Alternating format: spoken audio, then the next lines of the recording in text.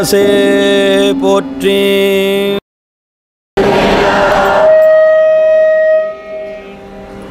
அண்ணாமலையமன்னா போற்றி. காவாய் கனகத்திரளே போற்றி.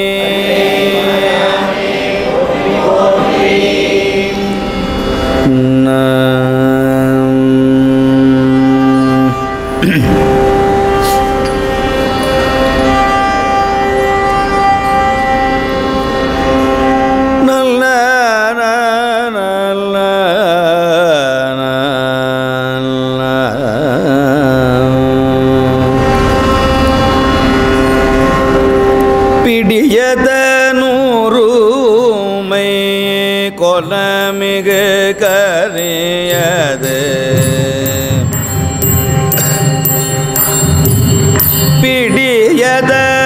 பிடியதனூருமை கொலமிகு கரியது வடி கொடுத்தனரடி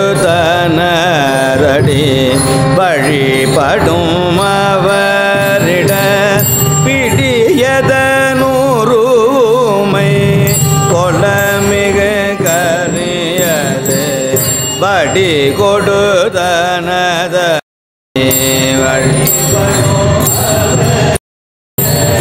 கடி கணபதி வர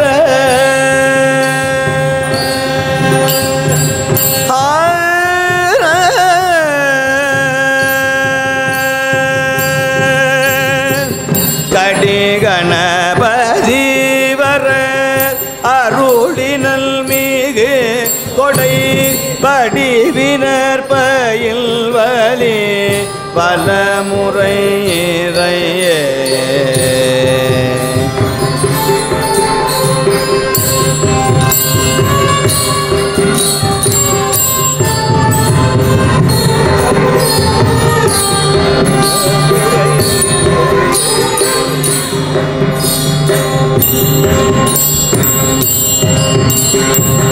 பிடியதனுருவுமை கொலமிகு கரியது வடி கொடுதனதடி வழிபடும் அவரின் கடி கணபதி வர அருளினல் மிகு கொள் படிவினர் மயில் வலி வலமுறை இறையே கடி கணபதி வர அருளினல் மிகு கொடை படிவினர் பயில் வலிவல முறை இறையே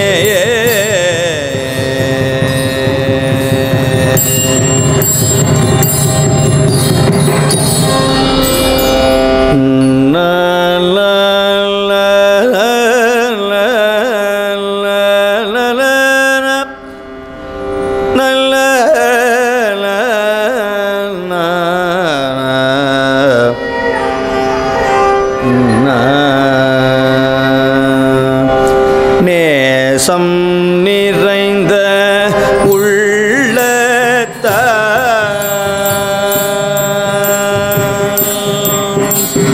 நேசம் நிறைந்த உள்ளத்த நீலம் நிறைந்த மணி கண்டது ஈசல் அடியார் பெருமையினை எல்லா உயிரும் தொழையெடுத்து தேசம் உய்ய திரு தொண்ட தொகை முள் பணித்த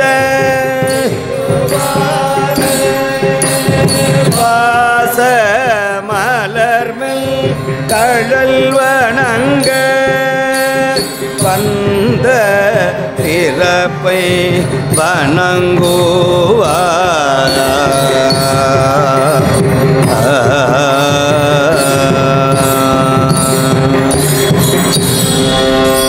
அரூரமந்தரசே போற்றி.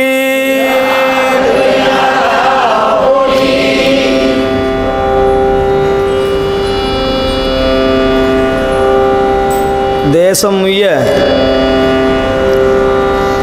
திருத்தொண்டத் தொகை முன்பணித்த திருவாளர் வாச மலர்மென் கடல் வணங்க வந்த பிறப்பை வணக்கம் செய்வாம் என்பது தெய்வ சேக்கிழார் பெருமானுடைய சீரிய வாக்கு.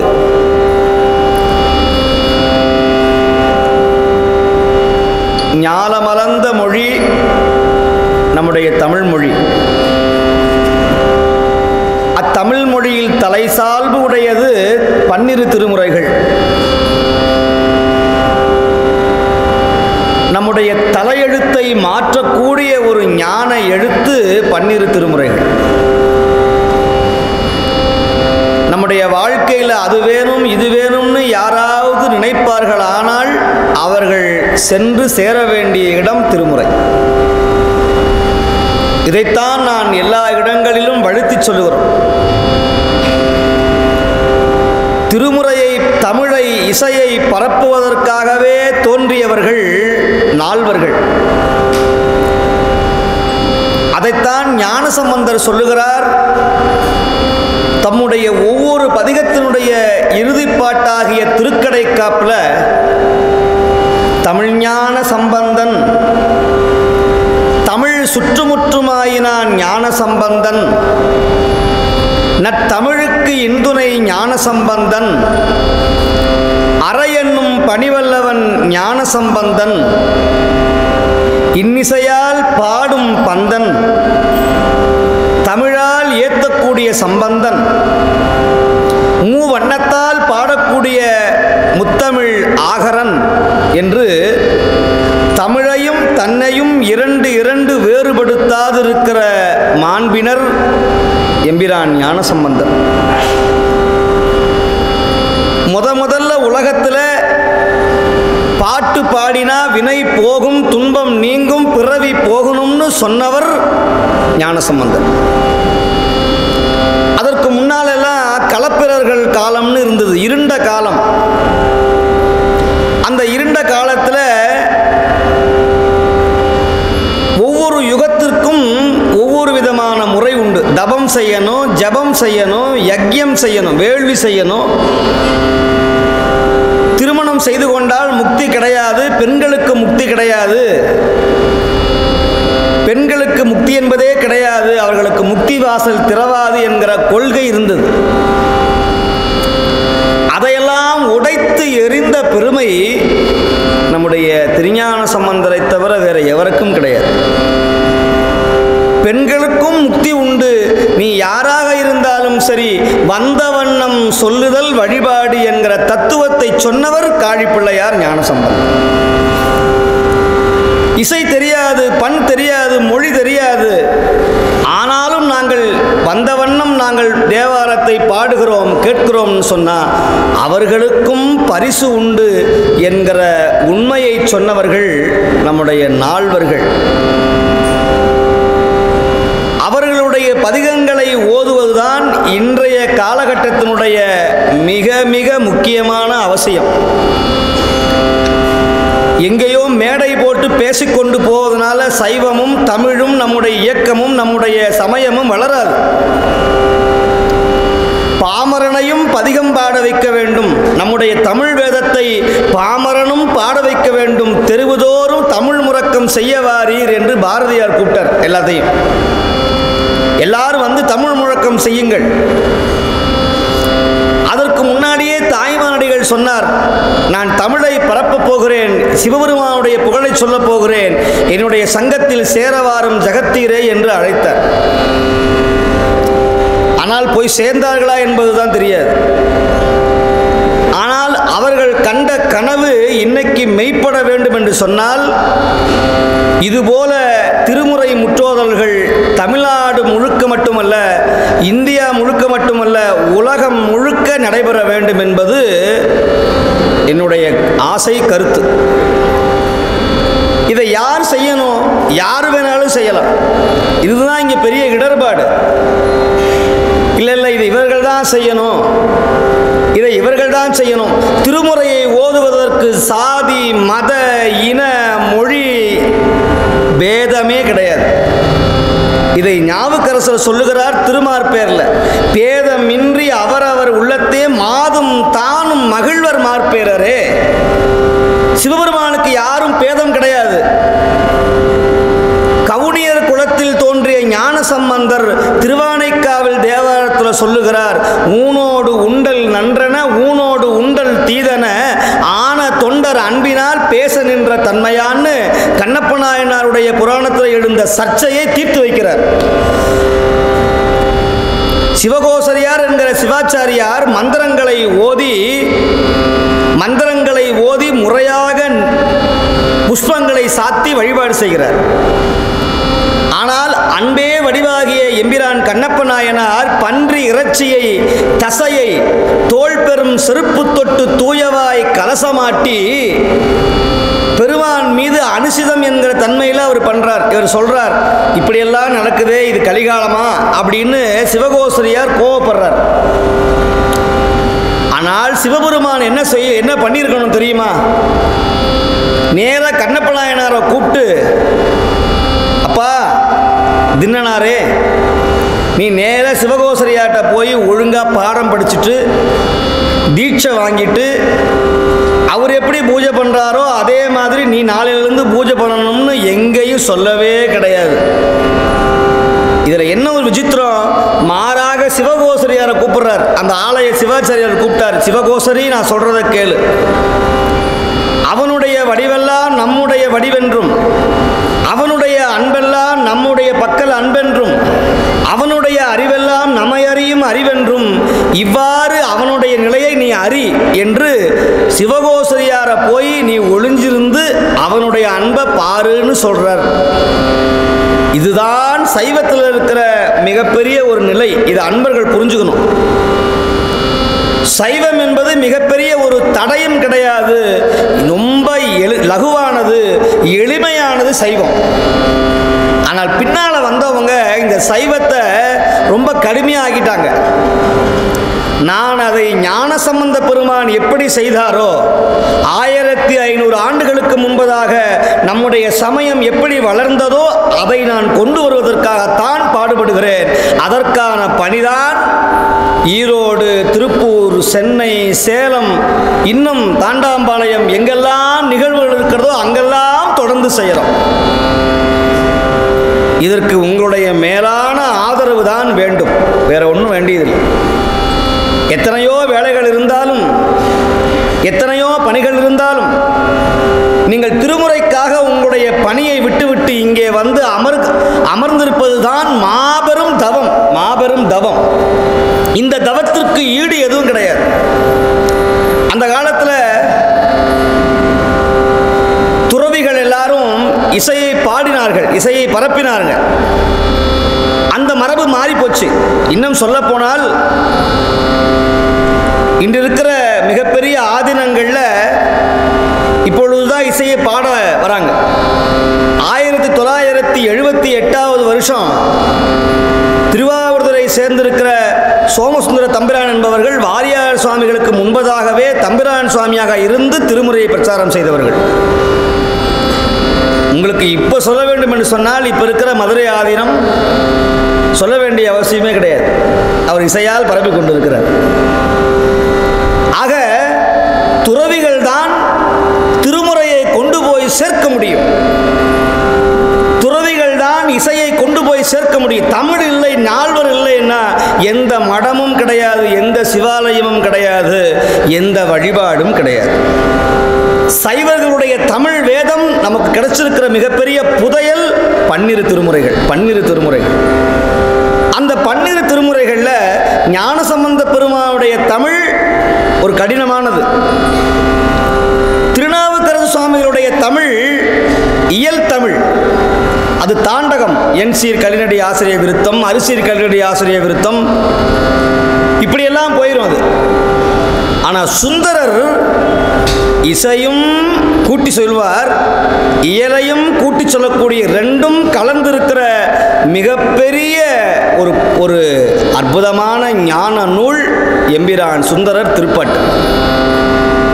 அவர் பாடியது 38,000 பதிகங்கள் சுந்தரர் பாடியது. நான் மீண்டும் மீண்டும் சொல்லுவேன், இது நான் சொல்லல, உமாபதியார் எழுதுறார் தம்முடைய திருமுறை கண்ட புராணத்தில். மூவர் முதலிகள் பாடிய தேவார அதுக்கப்புறம் அப்பீல் கிடையாது. சித்தாந்த அட்டகத்தை சாதித்து காட்டியவர். அவர் சொல்லுகிறார், ஞானசம்பந்த பெருமான் பாடிய பதிகங்கள் 16,000 பதிகங்கள். திருநாவுக்கரசு சுவாமிகள் பாடிய பதிகம் 49,000 பதிகங்கள். சுந்தரர் பாடியதோ 38,000 திருப்பதிகங்கள், 38,000 பதிகம். ஆனால் சிதம்பரத்திலே செல்லரித்து கரையான் தம்முடைய வயிற்றுக்கு பசியாக இறைவன் வகுத்த விதியினால் எல்லாம் அழிஞ்சு போச்சு. ராஜராஜ சோழன் கண்ணில் நீர் விட்டு கதறி அழுகிறான். குடங்குடமாக அந்த புத்துல எண்ணெயை ஊத்துறான். அந்த புத்துக்குள்ளதான் ஓலைச்சுவடி கத்த கத்தையாக இருந்தது. இதே தண்டி அலங்காரம் என்கிற மிகப்பெரிய நூலை விருத்தாச்சலம் பக்கத்தில் ஒரு வீட்டில் உவே சுவாமிநாத ஐயர் பேசிக்கொண்டிருக்கிறார். அப்போ அந்த வீட்டு அம்மா சொல்லுது, சுவாமி எங்கள் பாட்டன் பூட்டன் காலத்தில் இருந்து எங்கள் பரன் மேலே என்னமோ ஓலைச்சுவடி இருக்குதுங்க, அது என்னான்னு தெரியலிங்க அப்படின்னு சொல்லுது யார் அந்த அம்மா. இவருக்கு தான் ஓலைச்சுவடினா அப்படியா நேராக உள்ளே போய் என்ன பண்ணுறாரு, கையை விடுறாரு, ஒரு பெரிய தேல் கடிக்குது. அப்படின்னு ஊவேசா கையை உதறாரு. சரி, உதறினவரு கீழே அமைதியாக உட்காரலாம்னு திரும்ப போய் கையை விடுறாரு. ஏன்? தேல் கடியை கூட பொறுத்து கொள்ளலாம், ஆனால் என்னுடைய தமிழ் ஆசையை நான் விடவே முடியாது என்று சொல்லி தேடி கண்டுபிடிச்சு எடுத்த நூல்தான் அன்று கிடைத்த தண்டி அலங்காரம் என்கிற தமிழ் சால் நூல். அணி இலக்கணங்களை சொல்லுகிற சிறப்பு வாய்ந்த நூல். இப்படியெல்லாம் தமிழை கண்டுபிடித்து காண்பித்தவர்கள் நம்முடைய தமிழறிஞர்கள் பெரியவர்கள். பிள்ளை அவர்கள், உவேசா அவர்கள், இவங்கெல்லாம் தியாகராஜன் செட்டியார், கீவாஜா போன்ற பெருமக்கள். ஆனால் சைவத்தை திருமுறையை நமக்கு எடுத்து கொடுத்த பெரிய மாண்பு சிவபாத சேகரனாகிய ராஜராஜ சோழ மகா சக்கரவர்த்தியை தான் சார். அதற்கு பின்னும் வந்தவன், அவருடைய வழியில வந்தவர் அனபாய சக்கரவர்த்தி, அனபாய சோழர். அவர் சொல்லுகிறார், யானை மீது சேக்கிழார் பெருமானை சிவக்களிற்றின் மீது ஏற்றி வைத்தார்கள். அப்படி ஏற்றி வைத்த உடனேயே ரொம்ப வெயில் தாங்க முடியல. வீதி உலா சிதம்பரத்தில் பன்னிரு திரு பெரிய புராணத்தை ஏற்றி அதை அப்படியே பட்டு துணியில் ஏற்றி தங்க தாம்பாளத்தில் சேக்கிழார் பெருமான் யானை மீது அமர்ந்திருக்கிறார். அமர்ந்த போது வெயிலுடைய தாக்கம் அவரை தாக்கியது. அவரால் வியர்வை வழிந்தது. லட்சக்கணக்கான அடியார்கள் கண்ணீர் மழை சொரிந்து பூமழை தூவி சேக்கிழார் பெருமானை வைத்த கண் வாங்காது பார்த்து கொண்டிருக்கிறாங்க. பின்னால இருந்து அப்படியே சில்லென்ற ஒரு பூங்காற்று வந்தது. நல்ல கவரிமானுடைய முடியை எடுத்து தங்கப்பிடி பூன் போட்ட அருமையான சாமரம். அந்த சாமரத்தை பன்னீரில் நினைத்து அப்படி தூரர் விசிறார். யார் என்று திரும்பி பார்த்தார், இந்த சோழ மண்டலத்தையே கட்டி ஆளுகிற அனபாய சக்கரவர்த்தி பின்னால நின்று அப்படி சாமரம் போடுறார். சேக்கிழார் பெருமானுக்கு நம்மை ஆளக்கூடிய மகாராஜா மன்னவர், நீங்க போய் எனக்கு செய்யலாமா சொல்றார். இதுவன்றோ நான் செய்த தவப்பயன். என்னால் பெரிய புராணம் எழுத முடியாது, உங்களை போல அருள் ஞானம் வராது, ஆனால் உங்களுக்கு தொண்டு செய்யக்கூடிய ஆற்றல் எனக்கு கிடைச்சிருக்கு. இதுவன்றோ நான் செய்த தவ பயன் என்று சொல்லக்கூடிய மாண்பு நம்முடைய சைவத்திற்கு தவிர வேற எந்த சமயத்திற்கு. அதுதான் சொல்லுகிறார் ஞான சம்பந்தர், சம்பந்தன தமிழ் வல்லவர் அடி பேணுதல் தவம்.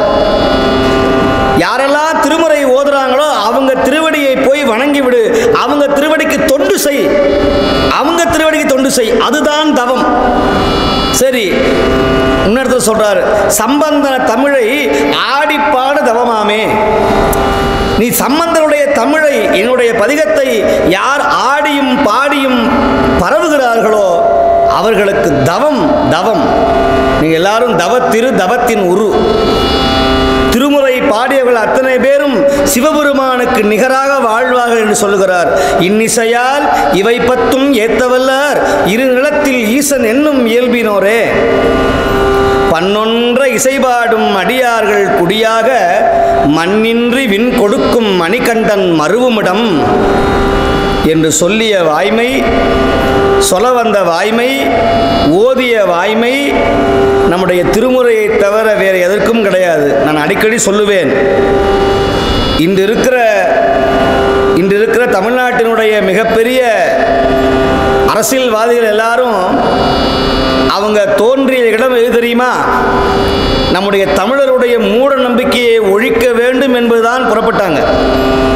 நான் சொல்லிக்கொள்ள விரும்புகிறேன், இந்த தமிழருடைய மூட நம்பிக்கையை முதல்ல ஒழிக்க வந்தவர்களே நால்வர்கள் தான்.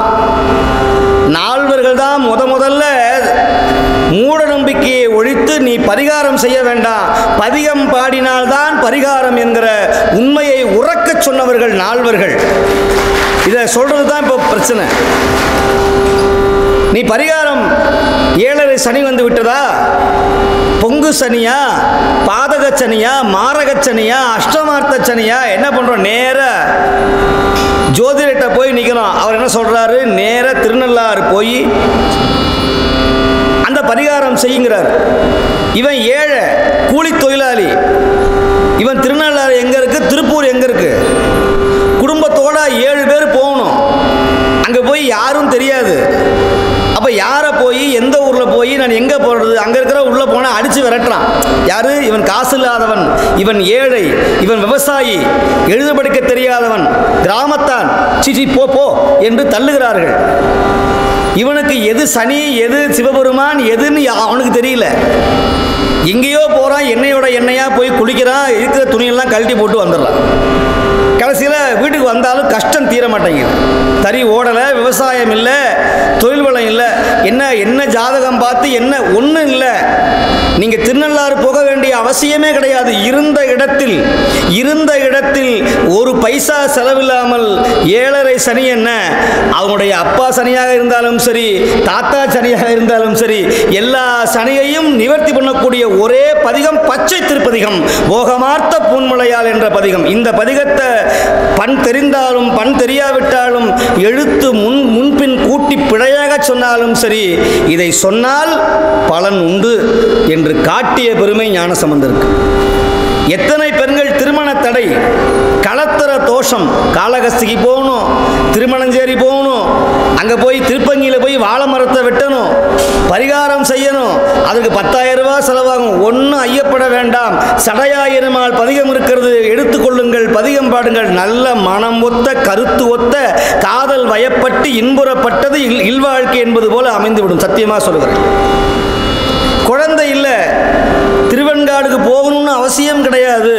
வீட்டில் இருந்து இல்லக விளக்கை ஏற்றி இருள் நீக்கி கண்காட்டு நுழலானும் கனல் காட்டும் கையானும் என்ற பதிகத்தை நம்பிக்கையோடு பாராயணம் செய்யுங்கள். நல்ல அழகான வடிவான குழந்தை வந்து சேரும். நம்பிக்கையோடு படிக்கணும். சில பேர் ரொம்ப இப்போ அவசர உலகம், இன்னைக்கு காலையில் படிச்சுவிட்டு மத்தியானம் குழந்தை வரலையேன்னு கேட்குறாங்க.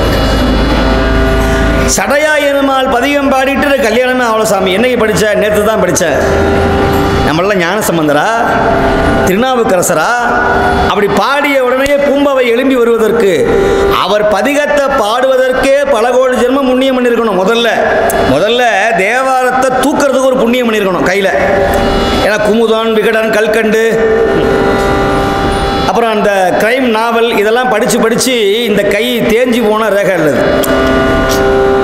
இதெல்லாம் படித்த கையில் திடீர்னு ஒரு 12 திருமுறைகளோ, ஒரு திருமுறை தொகுப்போ அல்லது ஒரு திருமுறை புத்தகமோ வந்ததுன்னா முதல்ல பிரிக்கும்போது மயக்க வரும். என்னமோ மலையாளத்தை பார்த்த மாதிரி. மலையாளம் கூட புரியும், இந்த கன்னடமும் தெலுங்கும் புரியாது. அப்படியே இந்த ஜிலேபியை முறுக்கி விட்ட மாதிரி இருக்கும். அப்படிதான் தெரியும் பல பேருக்கு, என்னென்ன ஒன்றுமே புரியலையே அப்படின்னு தெரியும். அப்போ என்ன ஆகும், அந்த புத்தகத்தை வச்சுக்கிட்டு எங்கேயாவது யாராவது பாடினாங்கன்னா கூட வச்சுக்கிட்டே அப்படியே பார்ப்பாங்க. அவங்க படிச்சுட்டே இருப்பாங்க, நம்ம சிவாய வாழ்க, அதை இவன் அப்படியே கூடவே பார்த்துட்டே வருவான். இப்போ ரெண்டாவது என்ன பண்ணுவான், இவனும் கூட அப்படியே வாயை அசைப்பான், இந்த பின்னாடி குரல் தர மாதிரி வாயை அசைப்பான். அப்புறம் என்ன ஆகும் தெரியுமா, ரெண்டு வார்த்தை அப்படியே உள்ளே போகும். செவியில் போன உடனேயுமே இவர்களும் பாட ஆரம்பித்து விடுவார்கள். பாட ஆரம்பிச்சிருந்தாவும் அப்படியே ஞானம் வந்து விடும். இது ஞான சம்பந்தர், இது அப்பர் பெருமான், இது திருஞான சம்பந்தர், இது சுந்தரர், மணிவாசகர், சேக்கிழார் பெருமான், 11ஆம் திருமுறை, 10ஆம் திருமுறை, 9ஆம் திருமுறைன்னு பகுத்து காட்டி அதில் புலமைத்துவம் பெறக்கூடிய அளவில் கொண்டு போய் சேர்க்கிறார். அப்போ இத்தனை வேலையும் செய்வதே மாபெரும் தவம். அதில் சுந்தர தேவாரத்தை பாடுவது மிக மிக கடினம்.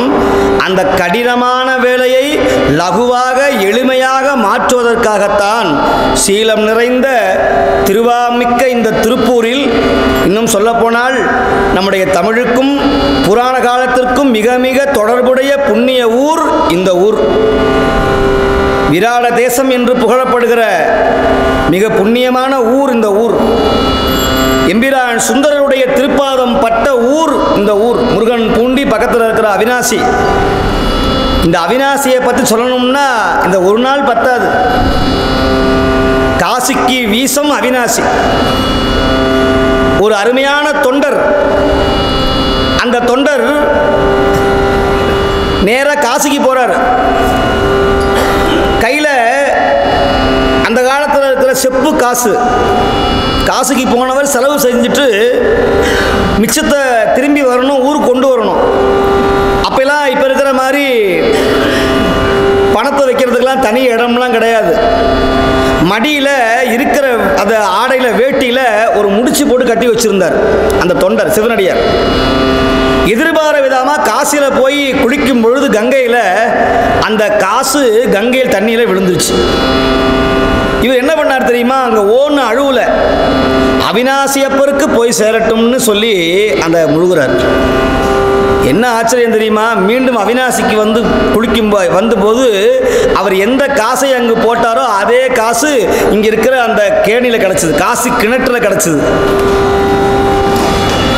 இங்கே இருக்கிற அந்த அவினாசி குளத்தில் ஒரு சிவனடியார் பூஜை பண்ணிட்டு இருந்தார், சிவ பூஜை பண்ணினார். அந்த காலத்திலேயே சைவத்துக்கு நிறைய எதிர்ப்பு, இன்னைக்கு நிறைய இருக்கு. இந்த போலிகள் புரளிகள் சைவ வேடம் போட்டிருக்கிற பல முத்தநாதன்கள் உழவி கொண்டிருக்கிறாங்க.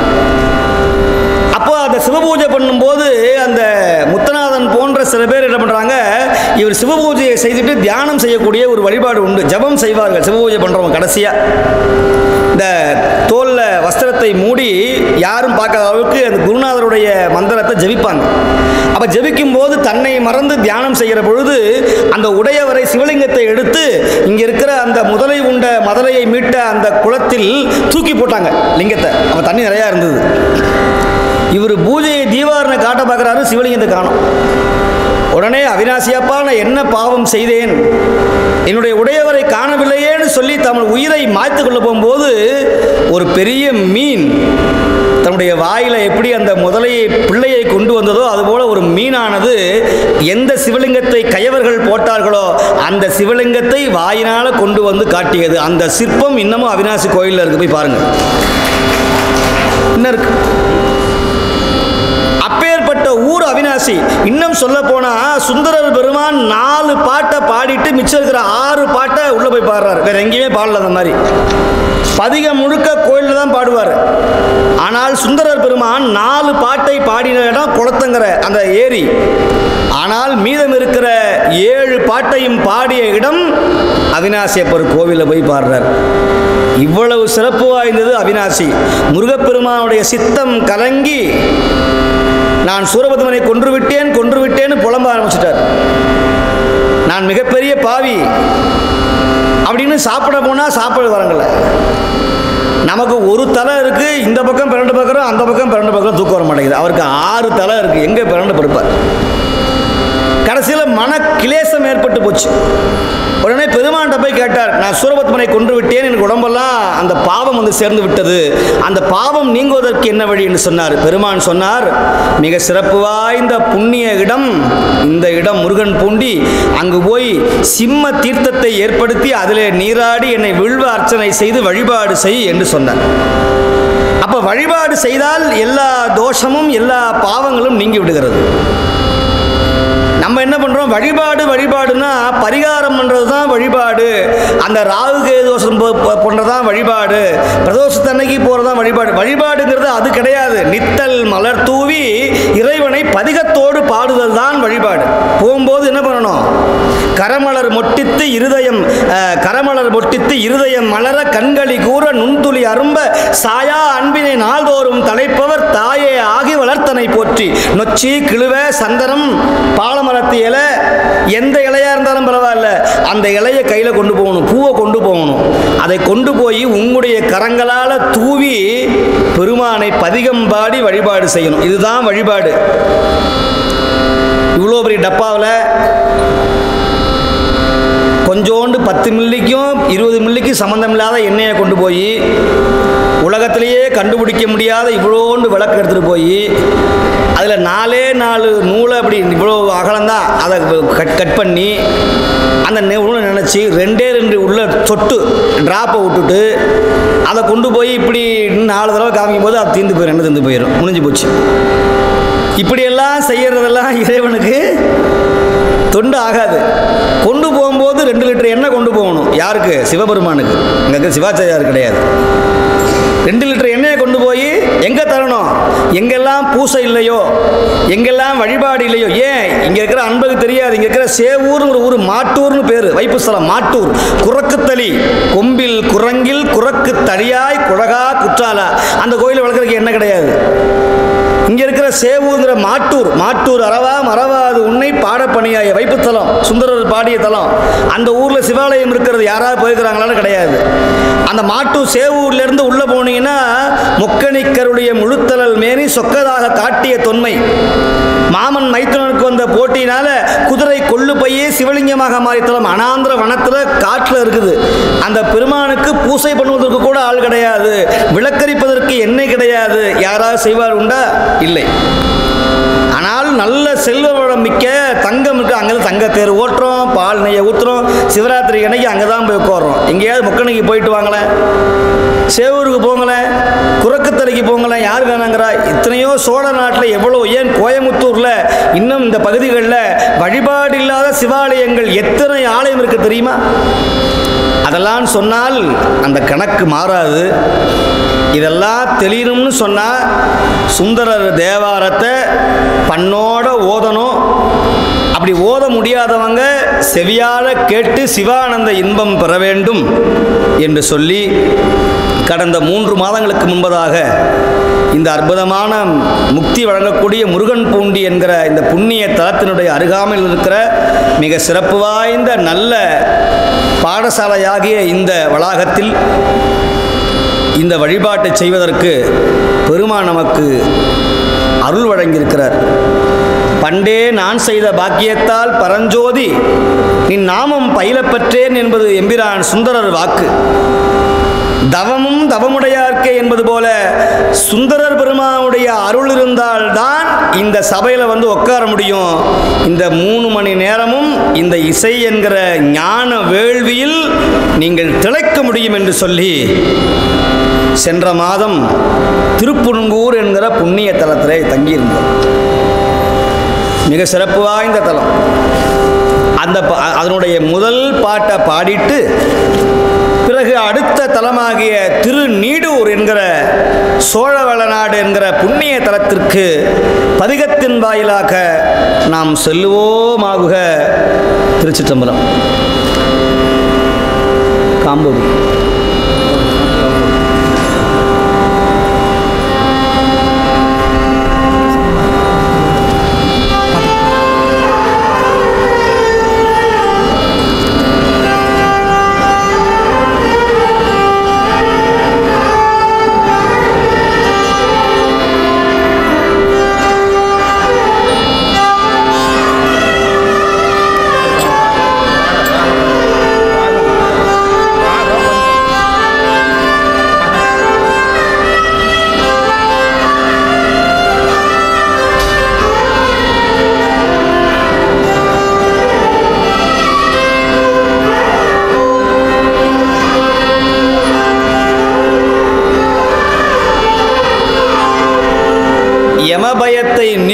சிறப்பு வாய்ந்த பதிகம், உயிர் வாதனைகளை தீர்க்கின்ற சிறப்பு வாய்ந்த பதிகம்.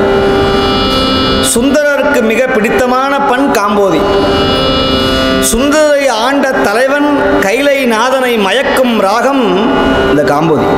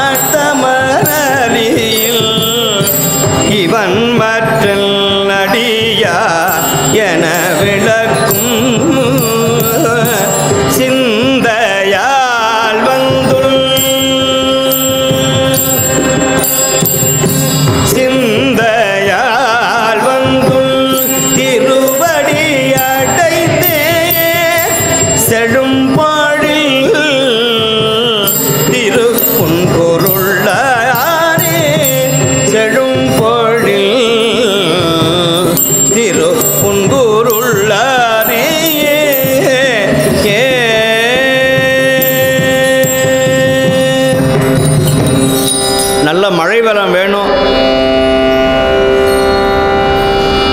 நிறைய தர்மம் பண்ணுறவங்க ரொம்ப அதிகமாயிட்டாங்க இந்த உலகத்தில். அவங்களெல்லாம் பார்த்து நல விசாரிக்கணும்னு மேலே இருக்கிற சூரிய பகவான் கீழே இறங்கி வந்துக்கிட்டே இருக்கிறார். ஏன்னா அவ்வளோ தர்ம புண்ணியவான்கள்லாம் வர்றாங்க.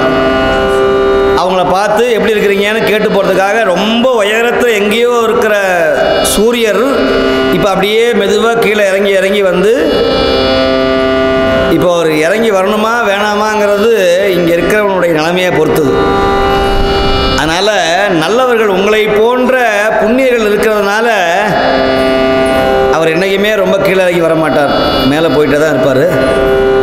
அதனால் எம்பிரான் சுந்தரருடைய இந்த பாட்டை மழை வேண்டி விண்ணப்பம் செய்கிற அன்பர்கள் பாடினால் நிச்சயமாக மழை வளம் சுரக்கும், நீர் வளம் பெருகும், ஏரி குளம் வாய்க்கால் யாவும் நிரம்பி வழியும், பயிர் தலைகள் உயிர்கள் தழைத்துவோம். இந்த மழை எதுக்கு அவசியம்னா நமக்கு அவசியமோ இல்லையோ தெரியல, காட்டில் இருக்கிற விலங்குகளுக்கு ரொம்ப அவசியம். அதனால் அவர்களுக்காவது மழை வளம் பெற வேண்டும் என்று சொல்லி பெருமானிடத்தில் விண்ணப்பம் செய்வோம். வையகம் முற்றும்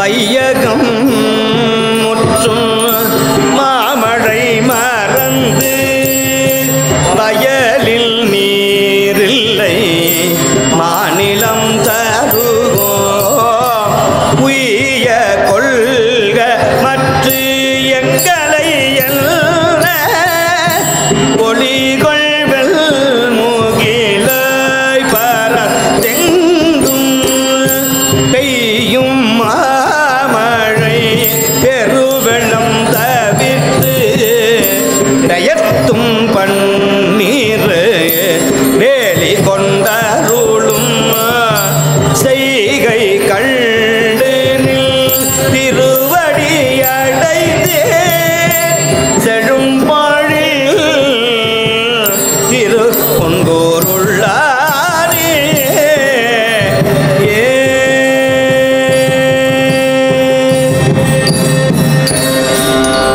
நிறைவு திருப்பாடல்.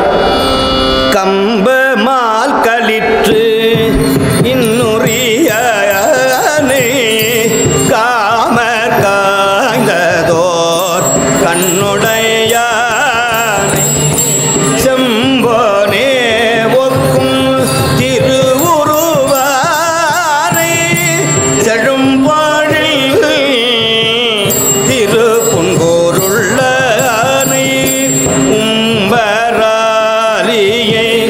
உமையவள் கோனை ஊரன் வல் தொண்டன் உள்ளத்தாருடன் அன்பினாள் சொல்ல அருந்தமிழை தோடு ஐந்தும் வல்லவர் அருவினை இலரே ஐந்தும் வல்லவர் அருவினை இலரே.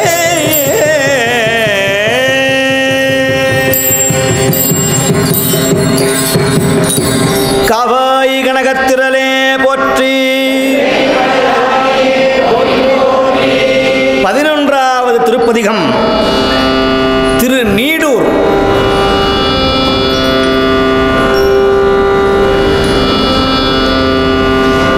மயிலாடுதுறையில் இருந்து ரொம்ப பக்கத்தில் இருக்கிற சிறப்பு வாய்ந்த தலம்.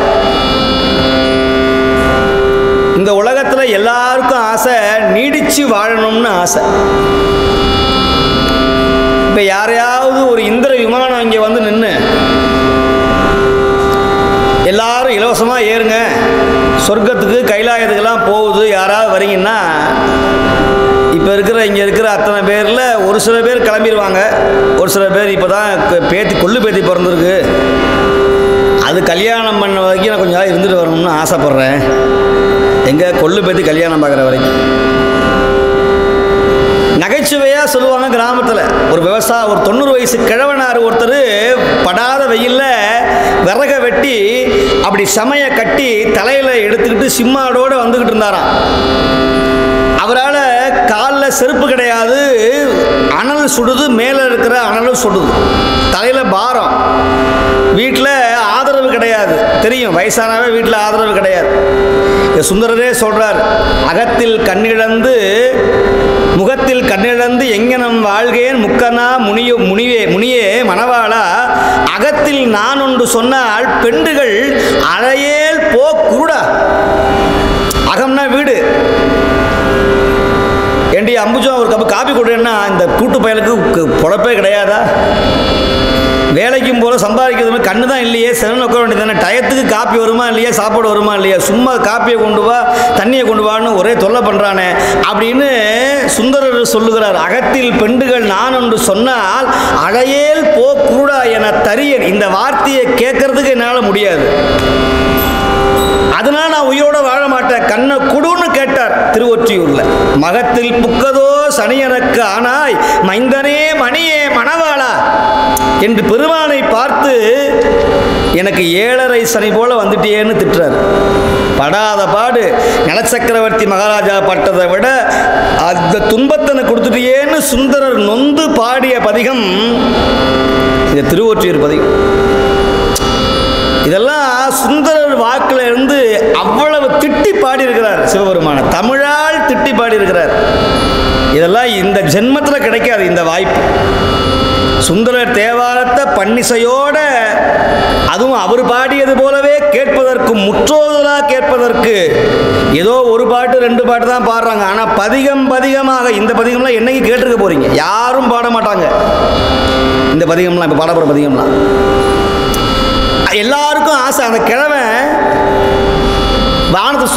இந்த வானத்தை பார்த்து, பாவி யமனே உனக்கு கண்ணு இல்லையா, எல்லாரும் ஓலையையும் பார்க்குறியே, எல்லாரும் சீட்டையும் பார்க்குறியே, பார்த்து கிழிச்சு போடுறியே, ஏன் ஓலை கண்ணு தெரியலையா அப்படின்னு கேட்டான். சரி, இப்படி தினமும் இந்த ஆளு கிழமை சொல்கிறானேன்னு யமதர்மராஜா வந்துட்டார். அவர் ஓலை எடுத்துக்கிட்டு, என்னப்பா போலாமான்னார். உடனே அந்த கிழமை, இல்லை இப்படி சொன்னால் நீ வரியா இல்லையான்னு பார்க்குறதுக்காக சொன்னேன், இன்னும் நிறைய வேலை இருக்குது அப்படின்னா. யமனையே ஏமாத்துற வழக்கம் யாருக்கும் இந்த பூலோக வாழ்க்கையை விட்டு போகிறதுக்கு யாருக்கும் மனசு இல்லை. நீங்கள் விட்டாலும் அது விடாது. நல்லா கடுமையான வெள்ளம் போயிட்டு இருந்தது. இணை பிரியாத 2 நண்பர்கள் அப்படியே பார்த்தாங்க. ஒருத்தன் யோசனை பண்ணிகிட்டே இருந்தான், எகுத்த கரைக்கு போகணும், வெள்ளம் கரை புரண்டு ஓடுது. ஒருத்தன் சொல்கிறான், எப்பா தாண்டி போயிடலாம்பாங்கிறான். இல்லைடா வெள்ளம் வடிக்கிட்டோம்னா. அதுக்குள்ளே அவசரப்பட்டவன் ஒருத்தன் சொன்னான், இல்லை என்னால் போகாமல் இருக்க முடியாதுன்னு அந்த வெள்ளத்தில் விழுந்தான், நீச்சல் அடித்தான். அப்படி நடு கரையில் போய் ஒரு பெரிய பாறை மாதிரி ஒன்று இருந்தது, ஒரு சாக்கு பை மாதிரி, அது மேலே படுத்துக்கிட்டான்.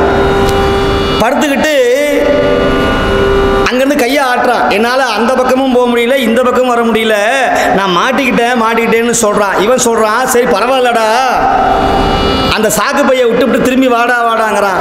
அதை விட்டுட்டு ரொம்ப நாள் ஆகி போச்சு, என்ன விட மாட்டேங்குது. அது வந்தது கரடி குட்டி, அது சாக்கு மூட்டை கிடையாது. அது வெள்ளத்தில் அடிச்சுட்டு போகாமல் அது என்ன பிடிச்சிக்கிச்சு. நான் அதை விட்டு எவ்வளோ நேரம் ஆகி போச்சுப்பா, அதனால நீ தான் என்னை காப்பாற்றணும்னு அங்கேருந்து கத்துனானா. இப்போ எல்லாரும் இப்போ இப்படி தான் வாழ்ந்துக்கிட்டு இருக்கிறோம். நம்ம நினைக்கிறோம், இவன் காப்பாற்றுவான், அவன் காப்பாற்றுவான், நான் படித்த கல்வி காப்பாற்றும், எனக்கு அவர் காப்பாற்றுவார். ஒருத்தரும் காப்பாற்ற மாட்டாங்க. நீங்கள் செய்கிற நல்வினை தீவினை உங்களுக்கு என்ன விதிக்கப்பட்ட, இதை சொல்கிறார் குருஞான சம்பந்த நாயனார். எவ்வுயிரும் காக்கவோ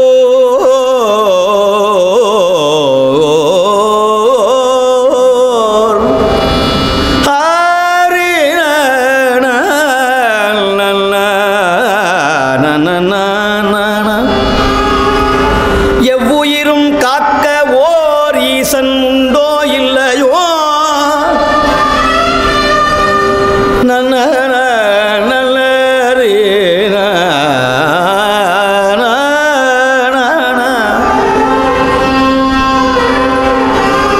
அவ்வுயிரில் நாம் ஓர் உயிர் அல்லவோ.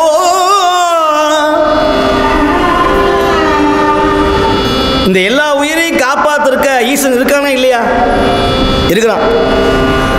கோடி ஜனம், அந்த பிரபஞ்சம் கடந்திருக்கிற இந்த உலகத்தில் பூமியுடைய அளவு அணுவுக்குள் அணுவான தன்மை. அதில் தமிழ்நாட்டில் திருப்பூர் மாவட்டத்தில் இந்த அட்ரஸில் 1000 பூத கண்ணாடி வச்சா கூட பார்க்க முடியாது சிவபெருமான். அவன் அங்கே இருக்கிறான், நம்ம எங்கேயோ இருக்கிறோம். நான் சொல்கிறது, கடுகை உடைச்சிங்கன்னா அதுக்குள்ளே ஒரு துணுக்கு இருக்கும், அந்த துணுக்கை விட துணுக்கு பூமி. அப்புறம் இதில் எங்கே போய் இந்தியா மேப்பு, அமெரிக்கா கண்டம், ஆப்பிரிக்கா கண்டம் எங்கே பார்க்குறது இல்லையா? ஆனால் அதில் இருக்கிற இந்த மனித பிறவியை கைதரவல்ல கடவுள் போற்றி கை கொடுத்து ஏற்றுகிறார். அதை சொல்லுகிறார், எவ்வுயிரும் காக்க ஓர் ஈசன் உண்டோ இல்லையோ, அவ்வுயிரில் நாம் ஓர் உயிர் அல்லவோ.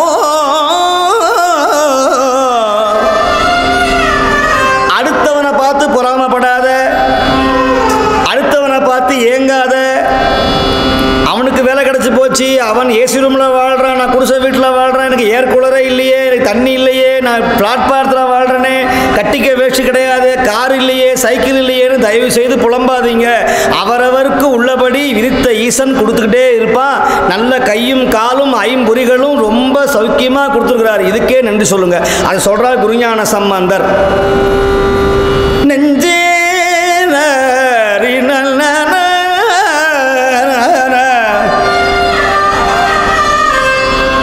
வவ்வி பொரு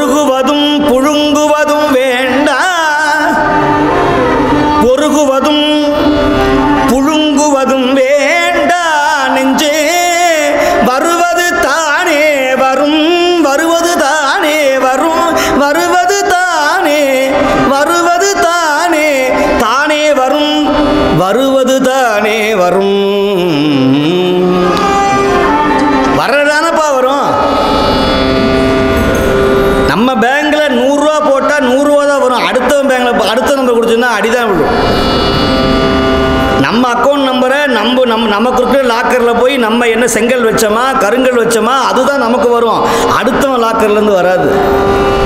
பவ்வி பொருகுவதும் புழுங்குவதும் வேண்டா நெஞ்சே வருவது தானே வரும்.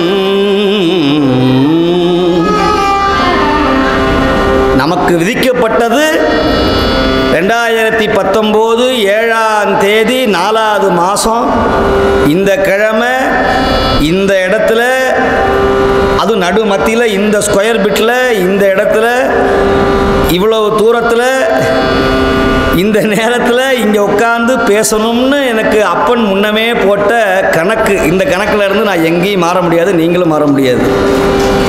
இது அன்னைக்கே அவர் வகுத்த விதி. வகுத்தான் வகுத்ததெல்லாம் கோடி தொகுத்தார்க்கும் துய்த்தல் அறி. அவன் அன்னைக்கே வகுத்துட்டான் இல்லையா? நரியோடு திங்களாரும் காணவன் 3 நாளும் விருதலை புற்றுநாகம் 2 நாள் இறையாம் என்றே அப்படின்னு ஒரு பாட்டு உண்டு. ஒரு வேடன் அம்பை எடுத்து காட்டுக்கு போறான். அப்படி காட்டுக்கு போகும்போது ஒரு பெரிய யானை நிற்குது. அந்த யானையை கொன்னா நம்ம 6 மாதம் சாப்பிடலாமே அப்படின்னு தோலை தட்டி கொண்டு இப்படி அம்பை இப்படி எய்தான் பாருங்க. அவன் மேலே யானையை பார்த்தானே ஒழிய கீழே இருக்கிற எதையும் பார்க்கல. கீழே ஒரு புத்து இருந்தது, அந்த புத்துக்குள்ள கொண்டு போய் காலை வச்சு விட்டான். பெரிய கருணாக பாம்பு உள்ள படுத்துக்கிட்டு இருந்து சும்மா இருக்குமா, ஓங்கி மிதிச்சா அது உடம்பு வலி தாங்க முடியாம சீறி எரிந்து காணவனுடைய காலை ஓங்கி ஒரு பதம் பார்த்தது. இவன் கடிச்ச கோபத்தில் யானையை அம்பை விட்டுவிட்டு இன்னொரு அம்பை எடுத்தான். யானையும் இறந்தது. இன்னொரு அம்பை எடுத்து இந்த பாம்போட தலையை ஓங்கி அடிச்சா பாருங்க, பாம்பும் இறந்து போச்சு. இந்த வேடுவனும் இறந்து போயிட்டான். இதை ஓரமாக நின்று நரி பார்த்தது. ஆகா, இன்னைக்கு நம்மளை போல யோகக்காரன் யாரு கிடைக்குமா? யோகா வரணும்னா எல்லாரும் ஏன் முகத்தில் முடிப்பாங்க. இன்னைக்கு நான் யார் முகத்தில் முடிச்சேன்னு தெரியலையே. நான் இன்னைக்கு இவ்வளோ பசியோடு இருக்கிறேன். அங்கே யானையை சாப்பிடுவதா, இல்லை வேடுவனை சாப்பிட்றதா, இல்லை இந்த பாம்பை சாப்பிட்றதா அப்படின்னு இந்த நரி தலையில கை வச்சு யோசனை பண்ணுச்சு. கடைசியாக எதையும் அனுபவிக்க போகிறதில்ல. நம்மளை மாதிரி இருக்கிறத வச்சு அனுபவிக்கிறது தான் வாழ்க்கை. சில பேர் எல்லாத்தையும் விட்டுருவான். கிடைச்சதை பயன்படுத்திக்கணும், அதுதான் தர்மம். உலகத்திலேயே எது தெரியுமா? கிடைச்சதை எதை திருப்தி அடைகிறானோ அவன்தான் உயர்ந்த செல்வந்தன். நல்ல மழங்காட்டில் போய் இன்னொன்றுமே எனக்கு சவணபொம்மனில் இருந்து முந்தியெல்லாம் போட்டு எல்லாம் மிளகு ஜீரகம் போட்டு ரவா ரோஸ்ட் வேணும்னா கிடைக்காது. அங்கே களி தான் கிடைக்கும். எங்கே மழங்காட்டில் போனீங்கன்னா ரக்கீரை கீரையும் அந்த பசும்பாலையும் ஒன்றா கலந்து குழம்பு வச்சு அங்கே இருக்கிறவங்க என்ன பண்ணுவாங்க, அங்கே இருக்கிற இலை தலை பச்சலை மூங்கில் குருத்து எல்லாம் வெட்டி போட்டு அதெல்லாம் ஒரு களியை கிண்டி கொடுப்பாங்க. அது தேவாமிர்தமாக இருக்கும். இல்லை நாங்கள் சாப்பிட முடியாது, சம்பா பாஸ்மதி அரிசி வேணும்னா முதல்ல கிளம்புன்றுவாங்க. அங்கே திருப்தி அடைஞ்சிக்கணும். அங்கே போய் திருப்தி அடைஞ்சிக்கணும். இந்த நரி பார்த்தது யோசனை பண்ணிகிட்டே இருந்தது. முதல்ல யானையை சாப்பிடலாமா, இல்லை வேடுவனை சாப்பிடலாமா, இல்லை இந்த பாம்பை சாப்பிடலாம். கரியோடு திங்களாரும் காணவன் 3 நாளும் விருதலை புற்றுநாகம் 2 நாள் இறையாம் என்று 2 நாள் இறையாம் என்று யோசனை பண்ணிகிட்டே இருந்தது. இதுக்கு அல்ப புத்தி போகல. சரி இதை நாளைக்கு சாப்பிடலாம், இப்போ வசிக்கு டின்னருக்கு முன்னால் ஜூஸ் குடிக்கிற மாதிரி இந்த அந்த வேடுவன் கொண்டு வந்தானே அந்த அம்புல நரம்பு இருக்கும். இந்த நரம்பை சாப்பிட்டா கொஞ்சம் பசி நல்லா இருக்குமேன்னு சொல்லி இந்த நரி என்ன பண்ணுச்சு, இந்த கீழே விழுந்திருக்கிற அந்த அம்பு அந்த அந்த அந்த வில்லு மேலே ஒரு காலை வச்சுது. இங்கே அந்த பக்கம் தெரியும், அந்த டெம்பர் எவ்வளோ இருக்குன்னு தெரியும். பல்லில் போய் டங்குன்னு கடிச்சிது. என்னாச்சு, இங்கே இருக்கிற நரம்பு சுற்றி நிறைய கழுத்தை அறுத்துட்டு போயிடுச்சு. இப்போ என்னாச்சு, யானையும் திங்க முடியல, வேடுவனையும் திங்க முடியல, பாம்பையும் திங்க, இது உயிர் போயிடுச்சு. இதுதான் நிறைய அன்றேன்னு ஒரு புலவர் எழுதினார். இந்த மாதிரி சில பேர் எதையுமே அனுபவிக்க முடியாமல், தானும் திங்காமல் அடுத்தவனையும் திங்க முடியாமல், போகிற காரில் டிக்கி பக்கத்துலலாம் பணத்தை வச்சு அடிக்கிக்கிட்டு கடைசியில் அங்கேருந்து தேர்தல் பழக்கும்படை வந்து எங்கப்பா கொண்டு போகிற கொண்டாப்பான்னு சொல்லி நேராக அரசாங்க கழுவுறதுக்கு போயிடும். சிவபெருமானுக்கு உதவாத திரவியங்கள் தேர்தல் அதிகாரி கையில் போய் சேர்ந்துருன்னு ஔவையார் பாடியிருப்பாங்க இன்றைக்கி இருந்தாங்கன்னா, இல்லையா? நம்ம அடியார் குதவா திரவியங்கள் வம்புக்காம் நோய்க்காம் பிணிக்காம் அப்படின்னு எழுதி வச்சாங்க.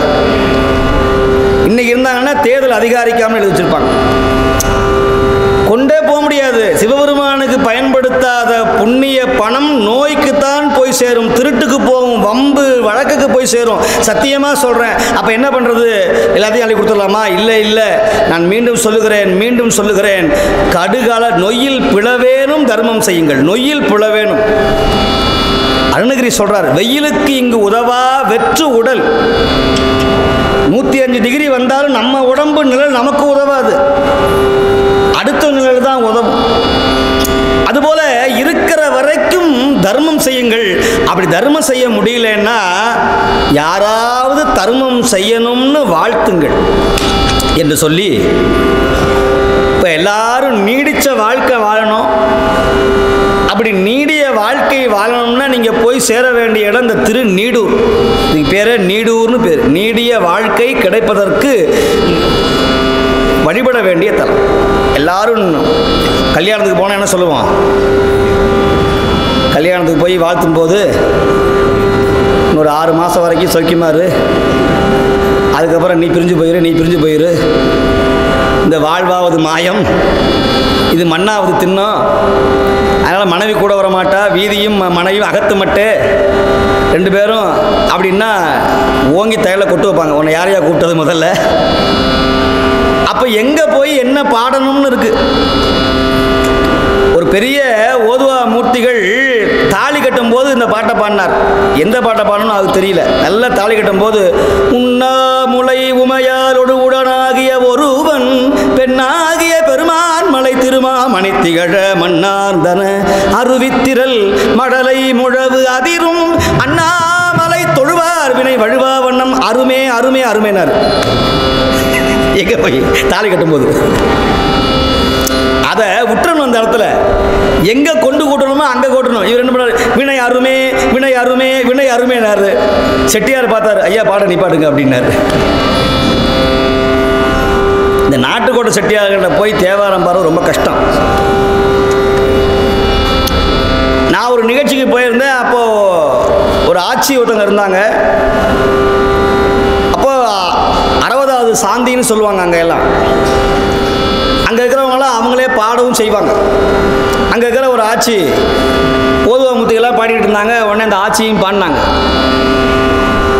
ஏறுமையில் ஏறி விளையாடு முகம் ஒன்று, ஈசருடன் ஞான மொழி பேசு முகம் ஒன்று, கூறுமடியார்கள் வினை தீர்க்கு முகம் ஒன்று, குண்டுருவ வேள்வாங்கி நின்ற முகம் ஒன்று, மாறுபடு சூரரை வதைத்த முகம் ஒன்று, வள்ளியை மனம் புணர வந்த முகம் ஒன்று, ஆறுமுகமான பொருள் நீ அருள வேண்டும், ஆதி அவுக அமர்ந்த பெருமாளே அப்படின்னு படிச்சு. என்னது அவுக அமர்ந்த பெருமாளே? அவுக அமர்ந்த பெருமாள் அவங்க வீட்டுக்கார பேரு அருணாச்சலம் செட்டியார். யாரு? அந்த ஆட்சியோட வீட்டுக்கார பேரு என்ன பேரு? அருணாச்சலம் செட்டியார்னு பேரு. வீட்டுக்கார பேரை சொல்லக்கூடாதான். வீட்டுக்கார பேரை, ஏன்னா இதுல என்ன வருது கடைசியில்? ஆதி. ஆமா, ஆதி அவுக அமர்ந்த பெருமாளை அப்படின்னு. எவுக அமர்ந்த ஆதி அவுக அமர்ந்த பெருமாளை, எவுக அமர்ந்த பெருமாள். அப்புறம் சொல்லுது எங்கள் வீட்டுக்கார பேர் அருணாச்சலம். ஏம்மா அதை அங்கேயே சொல்லியிருக்கலாமே அப்படின்னு. அதை எப்படிங்க சொல்ல முடியும்? இது நகைச்சுவைக்காக உண்மையாக நடந்தது. ஏன்னா